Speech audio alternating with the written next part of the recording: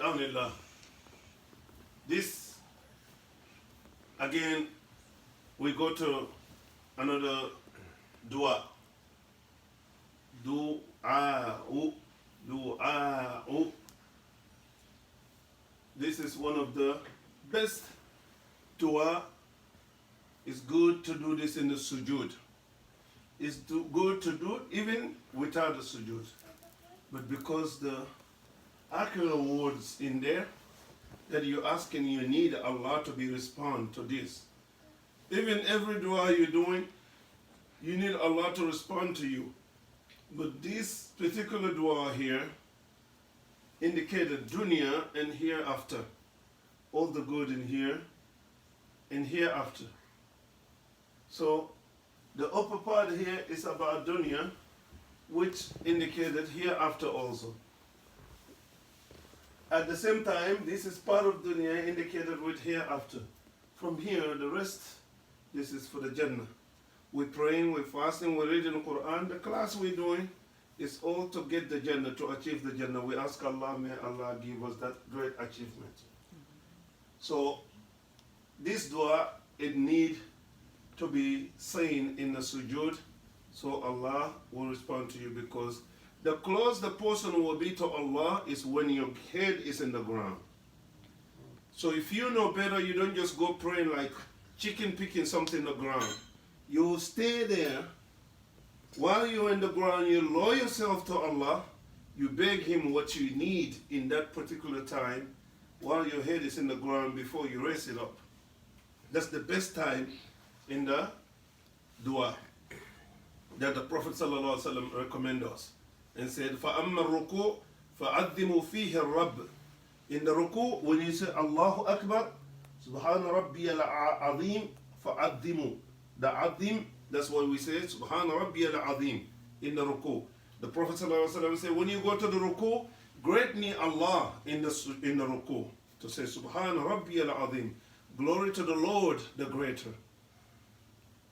So, at the same time, he said, فَأَمَّا فِي السُّجُودِ.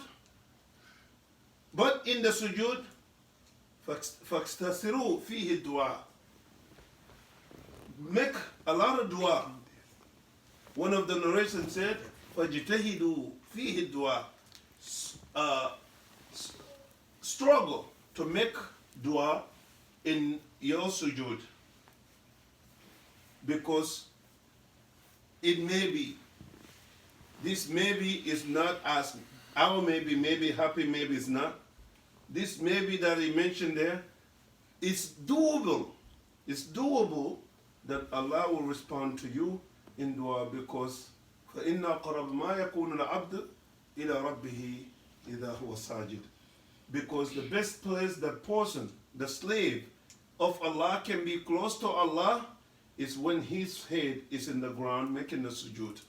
So that time, any dua you make is respondable. You're in the hardship, you're making dua at that time, it's respondable. Somebody asks you, make me dua, you wait till that time, and when you go to sujud, make a dua for that person. It's respondable. If you don't know that dua in the Arabic language, some ulama said it's okay to say in any language the dua. You make a dua for somebody in your prayer, your head is in the ground, you're making the sujud, you could make a dua in any language, even it's not Arabic, but it's sufficient in Arabic. Some ulama said no, every dua you will do in the prayer supposed to be do in the Arabic language, not any language. That's why we're learning those duas, to be able to perform them in Arabic instead of English or our foreign languages. So make this dua as one of your goals again. The meaning of this dua, Allahumma, Ya Allah, O my Lord, Inni as'aluka, I am begging you, I'm asking you, Imanan la yartad. Iman, we all know that the faith. If you have an Iman in your heart, you don't care about nothing in this life, you connect with Allah. Your heart is full of Iman. The person who don't have Iman, he don't fear Allah, he don't pray, he don't fast. When people fasting, It's a major sin he doing, he don't care. To him it's minor. When he doing big thing, to him it's minor. It's major, but to him it's minor. Other people looking at him, this guy is out of the deen. To himself, he considers he's one of you guys. He's with you while he's already out.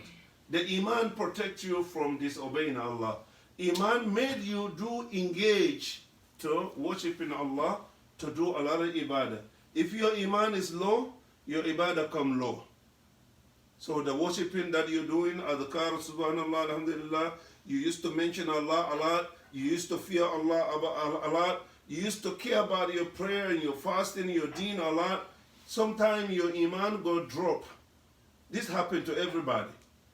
So Iman going up, by more you doing good deed, that elevates your Iman going high. And the more you go high, the better person you are in that moment. When it drop, you have to scare of yourself. It's dropped because you did something not supposed to be doing. That drop your Iman. When it drop your Iman, that's the time Shaitan have access to you. Because you have committed something not supposed to be doing, Satan engage into you by doing that. Now, he talking to you in the mind, he put a weakness in your body, you're lazy to even pray on time. Your prayer time will be passed before you pray. Even you're praying, but you don't pray on time. You don't really care about it much. Oh well, whenever I get up, I will do it. Whenever I'm ready, I will do it. You wouldn't care much. The time your Iman was high, before the prayer time come, you're ready to do it. You're ready when it comes. If you have to go to masjid, you are never in the way before the time. If you're doing it at home at the same time, you will not miss it for no reason. No dunya thing will make you miss your prayer on time. That's because your Iman is that high. So you're asking Allah, oh Allah, I ask you a Iman. La yabtadi, the Iman that will not return. You know, it's a people who was Muslim, they was very good. You may know somebody back in the day how good that person is in the deen. Today, if you imagine how he is today and that time, it's like he's not this person. He don't care about no more deen anymore. He turned back to kufr. While he was Muslim, now he's not Muslim. He may think he's a Muslim, but he's not as he used to be.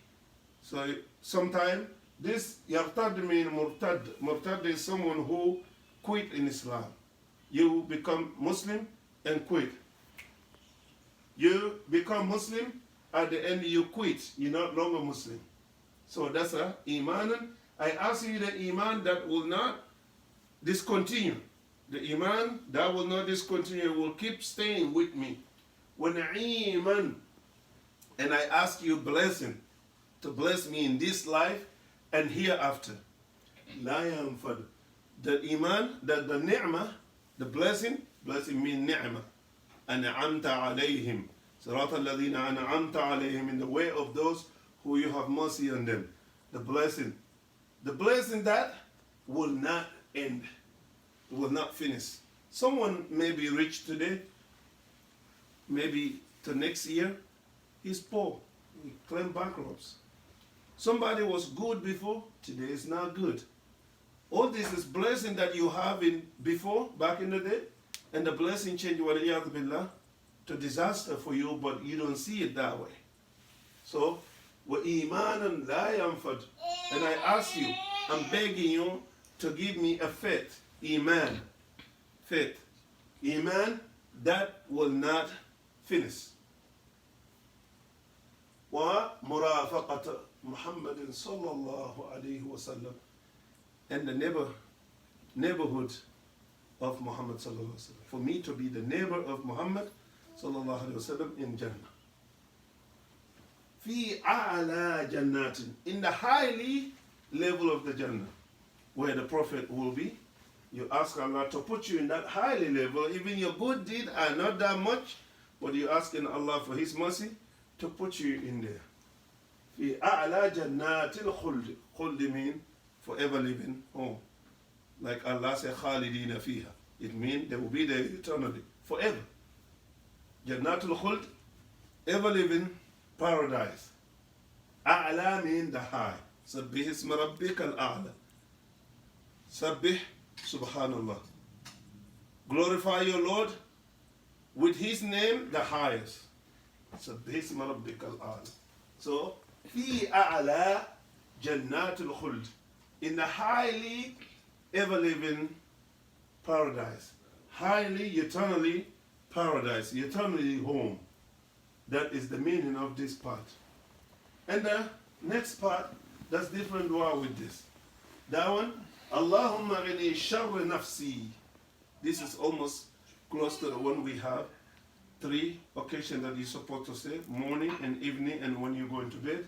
Allahumma alim al-ghaybi wa shahada, fatir as-samawat wal-ard, rabba kulla shayyi wa malika, ashhadu an la ilaha illa ant, wahdaka la sharika lak, a'udhu bika min sharri nafsi.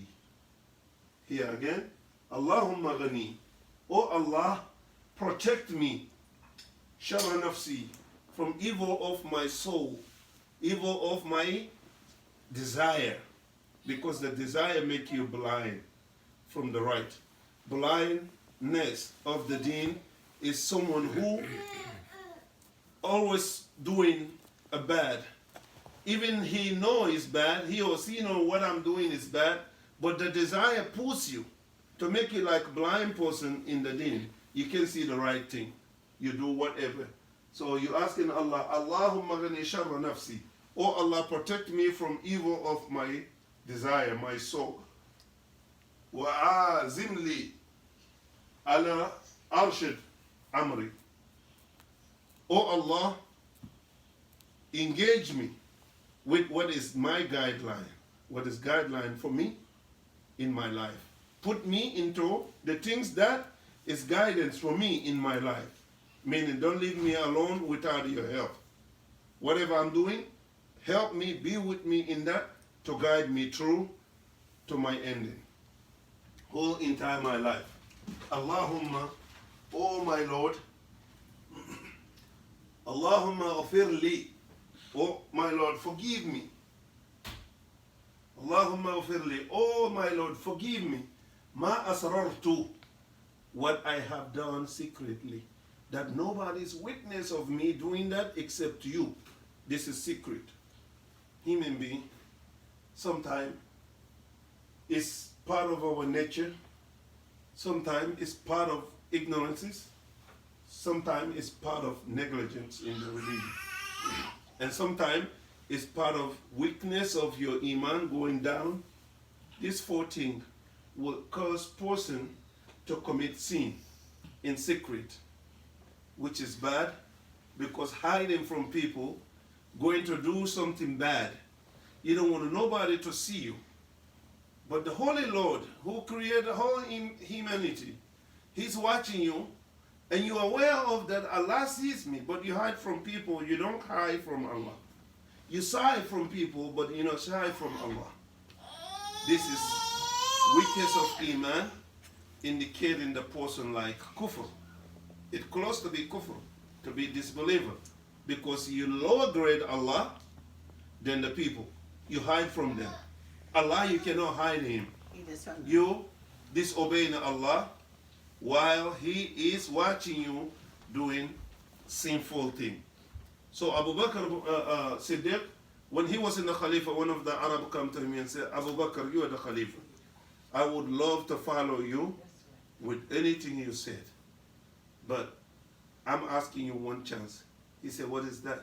He said, you can give me a chance so I could commit adultery if it's not going to be a problem for you. Abu Bakr said, no, it's not a problem for me for you to commit adultery. But I also will tell you one thing, if you could do that. He said, what is it? Abu Bakr said, if you could go in the earth, different earth than the earth of Allah, disobey Him there, without the earth of Allah, then you don't lower grade Allah.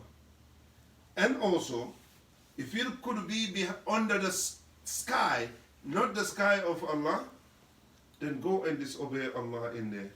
And third one, if you could disobey Allah as you hiding from people, so Allah will not see you, then disobey Allah. Is any chance of any one of these? The man said no. He said, then I suggest you do what Islam recommended. And the man looked up to the sky, and he looked down, he looked around. There's nowhere that he could be without hiding. He said, Allah see me wherever I go. Abu Bakr said, that's the sign of Iman. So keep that with you. Then you will not disobey Allah. Wherever you are, you feel as Allah see me. You will not do wrong. But if you are in somewhere you're thinking nobody see me, you disclude Allah or you include Allah with them, then you could do anything. That sin is on you. So you ask Allah, Rabbi ghafir lima asrartu. Oh Allah, forgive me with what I have done in hiding. Sinful thing that I do, hidden, that no one see me except you. Wama alantu. And what I did in openly. Sometimes people disobey Allah openly. They don't even feel shy. Like prostitutes. They're out there, they tell that I'm a prostitute. I'm looking for men to pay me to sleep with. They don't hide it. Even our countries. There's some women there, they are like that. It's some men there, they also are famous by adultery. At the same time, some people are famous by drinking alcohol. The Muslim will not feel shy to sit in the bar and drink and get drunk and come home. And next prayer time, he will get up and pray with people. So they're doing sinful openly or secretly. So this both human cannot be without it. Either sometimes you do it secretly, sometimes you did it openly.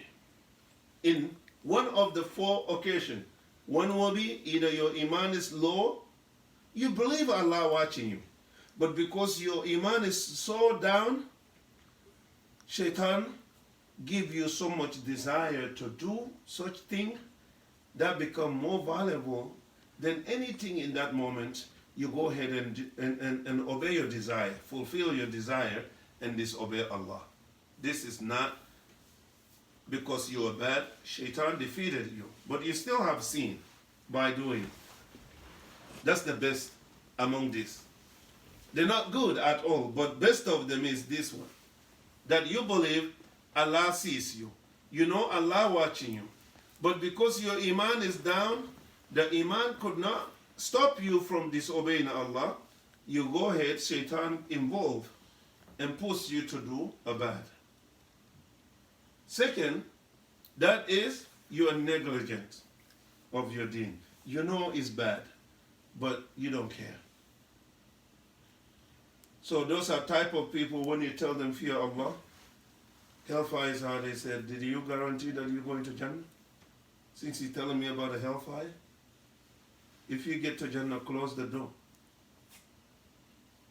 So this is negligent person. This is bad. It's kufr, but duna kufr. Kufr on that, different kufr. It doesn't take you out of religion. The third, that is ignorances. This person, he or she is a Muslim, but he doesn't know haram and halal except few things.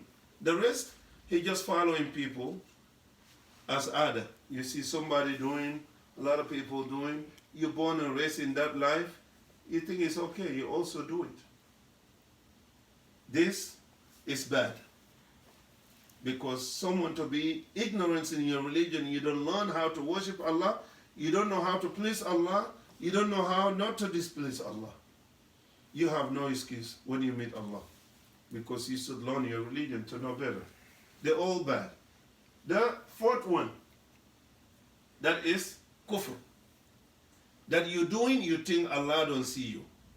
You believe nobody sees me here. You don't even think about Allah. You go somewhere that you believe nobody will be around here. And you go there and do whatever you're doing. Then at the end, you be posted out. It happened to some country that I know.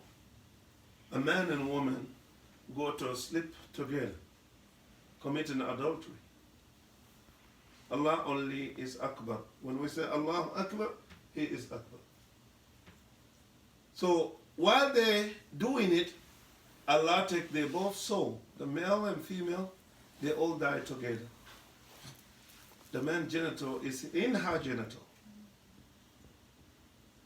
So when they was alive, they hide people. They go far away to go rent some hotel. They die in the hotel like that. And the time come up, they don't see this person don't return the key, and they go knock the door. Somebody have to clean there. They don't open. Always housekeeper have a key and open it and see that they die on top of each other. He or she go and report it. News channel have come to take them in that situation to show it in public TV. How they die. This woman have a husband, this man have a wife. They go and do this. Somewhere that they believe nobody see us, Allah took their life in there. If you guys remember, it happened here in 2008 in our community. Two brothers went to Snohomish, far away, almost close to British Columbia. They go to club. They're hiding because they don't want to meet with anybody in those clubs. People will be telling, oh, I see so-and-so in the club. So they drive to go far away, out of this area, where none of our people will be around. And they meet with one guy there, with same community people. One of those boys was dancing with white girl. They took each other's phone number. And they continued dancing. He believed I got girl because he gave me her phone number. I give her my phone number. That's it. So, for some reason, the time take long. This girl went out and come back. She meet with this other community member. Those two guys go together. The other guy go alone. So the one that go alone, he didn't know that this first guy was dancing with this girl. They change each other's phone number. He also see the same girl. I guess the girl was attracted. So he also go to the girl and start dancing with, and they was writing the phone number. This other brother who was with the girl see they giving the phone number. He take it as this boy is challenging me. The girl I was dancing with, now he's dancing with and he's taking the phone number of hers. He go outside and look for alcohol barrel, beer barrel, and break it. And come behind this other guy, out of blue, this guy don't know anything going around. He took the barrel and stabbed him in the head 2 or 3 times. The barrel even break inside his brain. And scream in the club, almost the club is closed that day for this. These two boys get out and take their car and drive away. They don't want the police to come to meet them there. Nobody know them. I don't know if they get them in the camera, but they get in their car and speeding and follow the freeway. That area, I-5, that side is so narrow. It's only 2 lanes. One going, one coming. So they get to that narrow part. Some part is kind of curvy. While they go into that curvy with speed, high speed, nobody know what speed they're going, but really high because they're trying to run away, so they will not find them anywhere. Somehow they lost control of the car. And the car fell out of the freeway and go to the ditch. And the car flipped maybe 3 or 4 times while they're in. It become like we see in the movie, the fire just catch up car. They was unconscious in the car. And fire get up on the car and burn them down. They die before they get back to their conscious. They die right there. And no clothes on their body, white and black, you can tell, no hair. The skin come all bone. They can tell if it's white boys or black boys. Spanish is born really bad. So they took them and bring them Harvard. They bring them Harvard. They bring the one that he stopped also, the trauma center, helicopter have to go there to bring in Harvard. To take the DNA to try to find out who they are. And that's how they see one person DNA in Seattle here. Other person DNA in different states. For the dentist, they'll be able to know who is this person. So hiding from people for disobeying Allah, you didn't hide from Allah, you don't know what is ahead of you. So this is bad ending in the life. Waliyadu billah.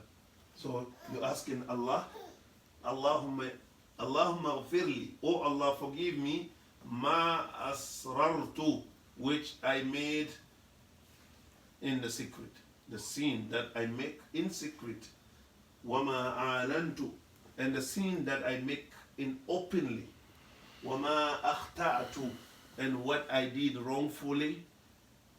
Even I know it's bad, but I was wrong, I did it. I blame it on yourself.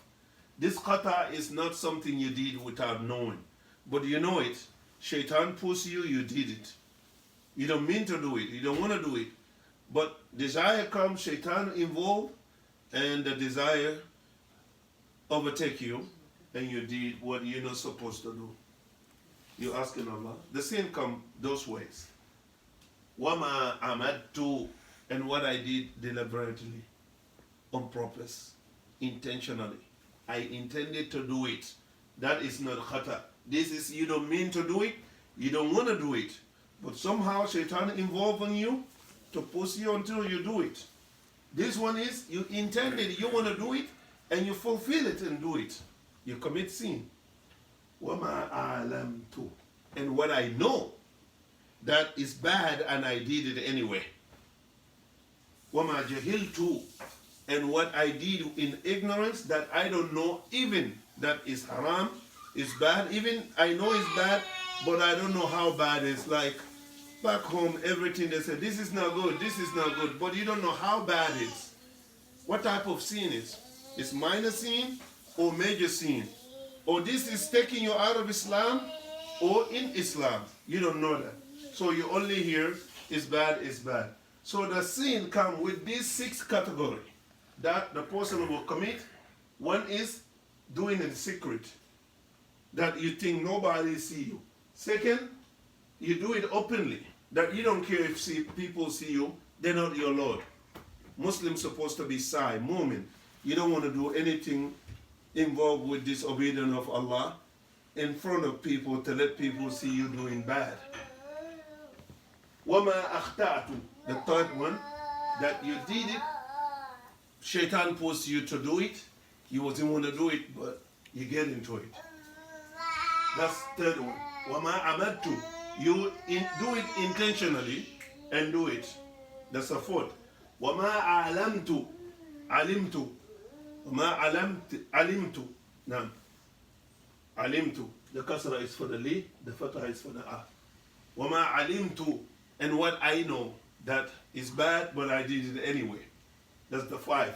Wama jahiltu, and what I did in ignorance that I don't know is that bad. I was know it's bad, but I didn't know how bad it is. That's why I did it. If I will know it's that bad, I will not do it.